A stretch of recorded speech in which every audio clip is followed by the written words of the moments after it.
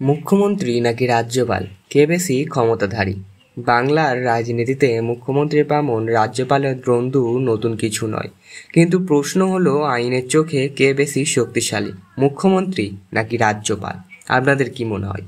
আজকের এই ভিডিওতে আমরা জানব ভারতীয় সংবিধানের কোথায় লেখা আছে কার ক্ষমতা কতটুকু, আর জানব কেন বারবার এই দুই পদাধিকারীর মধ্যে সংঘাত বাঁধে।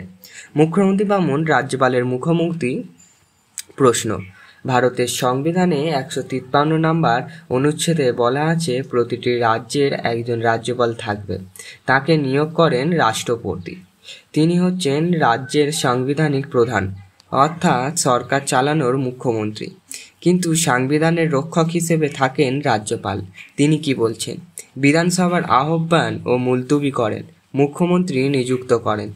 রাজ্য সরকার সংবিধানের মানছে কিনা তা দেখেন, প্রয়োজনে রাষ্ট্রপতি শাসনের সুপারিশ করেন। মুখ্যমন্ত্রীর ক্ষমতা কী? ভারতের সংবিধানে 163, 64 এবং 67 নম্বর অনুচ্ছেদে বা ধারাতে মুখ্যমন্ত্রীর ভূমিকা উল্লেখ করা রয়েছে। মুখ্যমন্ত্রী কী করেন? বিধানসভার নেতা হিসেবে প্রশাসন চালায়, মন্ত্রিসভা নির্বাচন করেন, বাজেট, উন্নয়ন প্রকল্প, আইন প্রণয়ন সবকিছু তার নেতৃত্ব হয়। আইনি দিক থেকে রাজ্য সরকার চালান মুখ্যমন্ত্রী ও তার ক্যাবিনেট। এক কথায় প্রশাসনিক দিক থেকে মুখ্যমন্ত্রী হচ্ছেন রাজ্যের আসল চালক। মুখ্যমন্ত্রী বামন রাজ্যপাল, সংঘাত কোথায়? তাহলে সংঘাতের কারণ কি? মূল সমস্যা, রাজ্যপাল কেন্দ্রের প্রতিনিধি, মুখ্যমন্ত্রী রাজ্যের নেতা।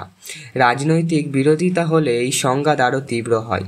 রাজ্যপাল অনুমতি না দিলে আইন পাস করেও কার্যকর হয় না। বিশ্ববিদ্যালয়ের উপাচার্য নিয়োগ, পুলিশ রিপোর্ট সভা করার অনুমতি, এইসব নিয়েই সমস্যা। মমতা ভার্সেস ধনকর, কেশরীয় ত্রিপাঠী। এই প্রশ্নে দুই পক্ষে যুক্তি রয়েছে, কিন্তু বাস্তব পরিস্থিতি বিচার করে দেখা যায়। রাজ্যপাল সংবিধানের রক্ষক, তার সিদ্ধান্ত রাষ্ট্রপতি শাসন আসতে পারে, কিন্তু তিনি একা সিদ্ধান্ত নিতে পারেন না, সব কিছু করতে হয় মন্ত্রিসভার পরামর্শে।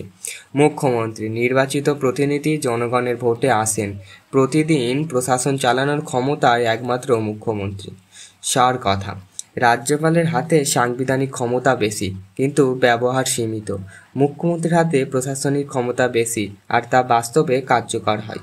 সুপ্রিম কোর্ট কি বলছে? 2006 সালে RS শর্মা মামলায় সুপ্রিম কোর্ট বলছে রাজ্যপাল কেবল মন্ত্রিসভার পরামর্শ অনুযায়ী কাজ করতে পারেন, নিজের থেকে কিছু কাজ করতে পারেন না, যদি না রাজ্য সাংবিধানিক সংকটে না পড়ে।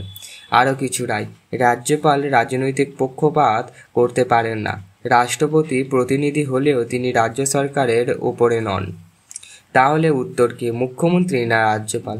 সাংবিধানিক অনুযায়ী দুইজনের ভূমিকা আলাদা। রাজ্যপাল বিচারকের মতন আর মুখ্যমন্ত্রী খেলোয়াড়, কিন্তু গণতন্ত্রের সবসময় বেশি ক্ষমতা সেই নেতার যাকে মানুষ ভোট নির্বাচন করেন।